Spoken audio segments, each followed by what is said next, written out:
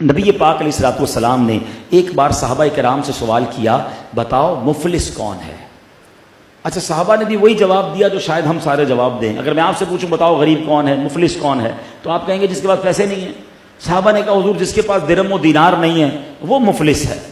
اللہ کے حبیب علیہ الصلوۃ والسلام نے فرمایا نہیں، حدیث کا خلاصہ ہے، آپ فرماتے ہیں مفلس وہ ہے جو قیامت کے دن نمازیں بھی لے کر آئے گا، روزے بھی لے کر آئے گا، عبادتیں بھی لے کر آئے گا، یعنی نیکیاں بہت ساری لے کر آئے گا، مگر اس حال میں آئے گا کہ کسی کا دل دکھایا ہوگا، کسی کو گالی دی ہوگی، کسی پر ظلم کیا ہوگا، کسی کا مال دبایا ہوگا۔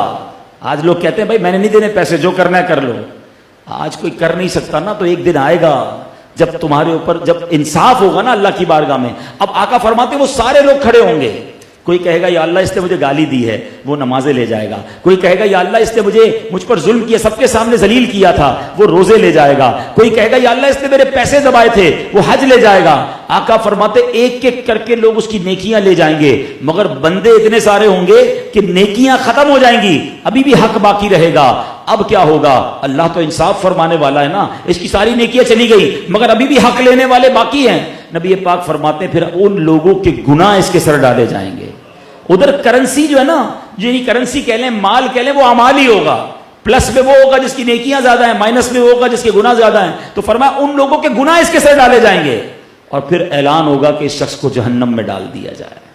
یہ ہے مفلسی، کہ قیامت کے دن حقوق العباد لے کے مت چلے جانا، ادھر معافی مانگ لو، کوئی حرج نہیں کر ملازم کا دل دکھایا، ملازم سے بھی معافی مانگنے میں حرج نہیں ہوتا کہ بھائی میں نے اس دن ڈانٹ دیا تھا، یار اللہ کی رضا کے لیے معاف کر دینا۔ بندہ چھوٹا نہیں ہوتا معافی سے، بلکہ اللہ میرے پیر و مرشد امیر اہل سنت کو سلامت رکھے، آپ نے تو وہ تاریخی جملے ارشاد فرمائے جو بندہ سنے تو حیران ہو جاتا ہے۔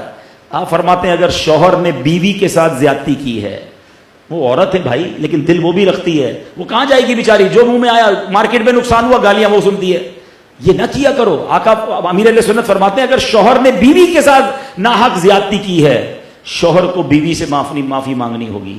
باپ نے بیٹے کے ساتھ زیادتی کی ہے، ہم ماں باپ کے حقوق تو بیان کرتے ہیں، مگر باپ کے پاس یہ حق نہیں ہے کہ جب چاہے اولاد کو ذلیل کرتا رہے اور ناحق کہتا رہے۔ فرمایا باپ نے اگر بیٹے کے ساتھ زیادتی کی ہے تو باپ کو بیٹے سے معافی مانگنی ہوگی۔ اور سنو، آپ فرماتے ہیں اگر پیر نے مرید کے ساتھ زیادتی کی ہے، کتنی بڑی بات ہے یہ، کبھی سنا ہے ایسا؟ فرمایا نہیں، پیر کو مرید سے معافی مانگنی ہوگی۔ اور سبحان اللہ، ہم تو اس نبی کے امتی ہیں جو خود صحابہ کے سامنے کھڑے ہو کے فرماتے کسی پر میرا حق آتا ہے تو لے لو۔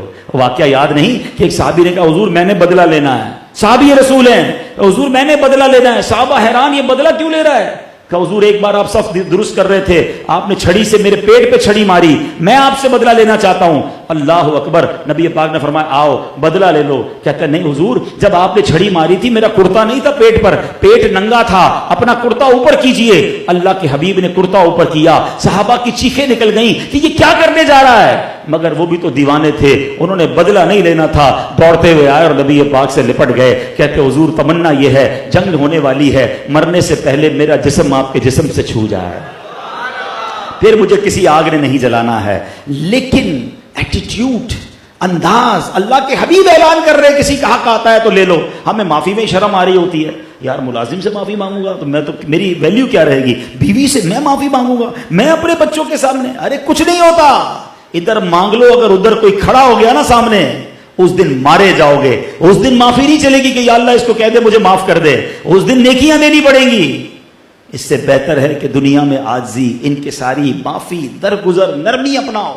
لڑنا جھگڑنا کچھ لوگوں کی صبح سے لے کر شام تک عادت، جس سے ملیں گے لڑائی ہو رہی ہے، کچھ نہ کچھ طنز کر کے چلے جائیں گے، کسی کو ڈانٹ کے چلے جائیں گے، تمہیں نہیں پتا یہ سارا اکاؤنٹ تمہارا جمع ہو رہا ہے، قیامت کے دن یہ لائن لگا کے کھڑے ہوں گے۔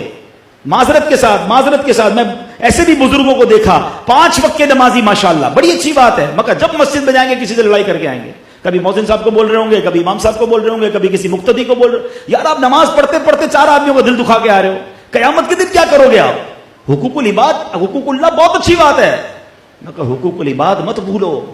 تو اے میرے پیارے اسلامی بھائیوں، آج نبی پاک کے میلاد میں آئے ہیں نا، تو مزہ یہ ہے کہ میں بدل کر جاؤں، بلکہ کوئی نوٹ کرے کہ یار آپ تو بڑے نرم ہو گئے، آپ تو بڑی پیاری سی نرمی والی باتیں کر رہے ہیں، تو آپ کہیں ہاں میں آقا کا میلاد آیا ہے، میں نے غصے کی اور لڑائی جھگڑے کی عادت چھوڑ دی ہے، میرے آقا نے تو دشمنوں کو معاف کر دیا، اب سے میں نے سب کو معاف کرنے کی نیت کر لی۔